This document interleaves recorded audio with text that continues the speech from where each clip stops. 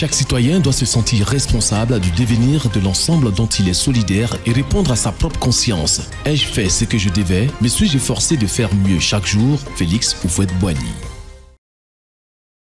Nous voilà parvenus à l'avant-dernière semaine du mois d'octobre et nous continuons à parler de l'amitié, ce sel qui donne du goût à la vie, comme nous le dit l'humaniste espagnol Juan Luis Vives. Dans les deux dernières émissions, nous avons donné les expressions et proverbes attachés au mot amitié et au mot ami et indiqué que nonobstant tout cela, nous parlerons en détail de l'amitié en raison de son importance. Une question a été posée à Diogène de Sinope, philosophe de la Grèce antique qui vécut au IVe siècle avant l'ère chrétienne. On lui a demandé ceci: qu'est-ce qu'un ami? Voilà la réponse que Diogène a donnée à cette question. Une seule âme reposant en deux corps. Donc un ami, dit Diogène, est une seule âme reposant en deux corps. C'est une définition très belle, il faut le dire. Et cette définition d'ailleurs a été reprise au cours des siècles par les héritiers de la sagesse antique. On se souvient aussi d'une célèbre expression du poète romain Horace, de son nom d'état civil Quintus Horatius Flaccus, dans une ode. Cette expression est la suivante: la moitié de mon âme, dont il gratifie son ami Virgile. À bien regarder la littérature classique, on s'aperçoit que les classiques considéraient l'amitié comme l'un des biens humains les plus excellents. Considéraient l'amitié comme une valeur humaine essentielle. Alors on peut citer quelques phrases de ces classiques. Socrate, bien connu de tous, disait « Je préfère un ami à tous les trésors de Dario, tant est grande mon désir d'amitié. » Aristote, quant à lui, affirmait, et nous citons, « L'amitié n'est pas seulement quelque chose de nécessaire, mais bien quelque chose de beau. » Effectivement, nous louons ceux qui aiment leurs amis, et avoir beaucoup d'amis est considéré comme l'une des meilleures choses. Et il ajoutait à Aristote que sans amitié, la vie ne vaut pas la peine d'être vécue. Cicéron confiait quant à lui que sans amitié, il n'y a pas de vie digne d'un homme libre. Il a d'ailleurs rédigé un traité philosophique fameux sur l'amitié, qui s'intitule d'ailleurs « De l'amitié ».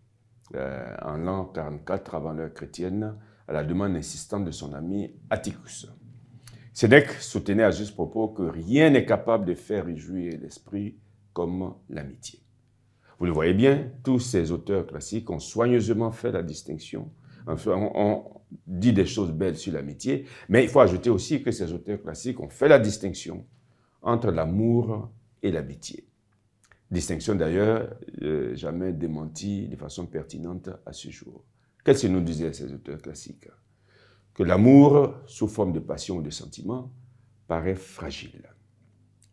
L'amour est capricieux, l'amour est trouble et éphémère, souvent égoïste, parce que centré sur soi. D'ailleurs, l'expérience de la vie et l'histoire des hommes nous montrent que l'amour humain apparaît inconstant, malheureusement. Alors que l'amitié est durable, parce qu'elle se tourne vers l'autre, vers l'ami, et l'amitié se montre attentive, désintéressée et reste fidèle malgré les aléas de l'existence. C'est pour ça d'ailleurs, il est bon de le signaler que dans la vie matrimoniale, il est conseillé aux époux, en plus de s'aimer, de devenir amis l'un avec l'autre. L'amour doublé de l'amitié permet à l'union matrimoniale de rester toujours jeune et de durer. L'amitié se renforce au fil des années. Sénèque le dit clairement dans une des lettres qu'il a envoyées à son frère Lycilus, et nous citons « Qui est un ami vous aime. Qui nous aime n'est pas forcément un ami. C'est pourquoi l'amour fait quelquefois mal, alors que l'amitié est toujours bonne. » De l'Antiquité à nos jours, l'amitié a été louée, encouragée, défendue, promue, au point où il n'est pas exagéré de dire que l'amitié est un véritable trésor. C'est un authentique cadeau, une véritable bénédiction pour les hommes et pour l'humanité. Plus proche de nous, Bernard Pivot, ce célèbre journaliste français, en a fait l'éloge dans un bel ouvrage qu'il a intitulé « Mes chers amis », qui est paru à la réédition le 3 février 2022. D'ailleurs, la lecture de ce bel ouvrage, nous l'avons dit, est fortement recommandée. Comme le temps imparti à cette émission est expiré, nous allons arrêter ici et la semaine prochaine, nous appesantirons sur les traits caractéristiques de l'amitié, comment choisir ses amis, les avantages de l'amitié, qui font que cette valeur essentielle constitue un élément irremplaçable dans la vie citoyenne et la consolidation du tissu social.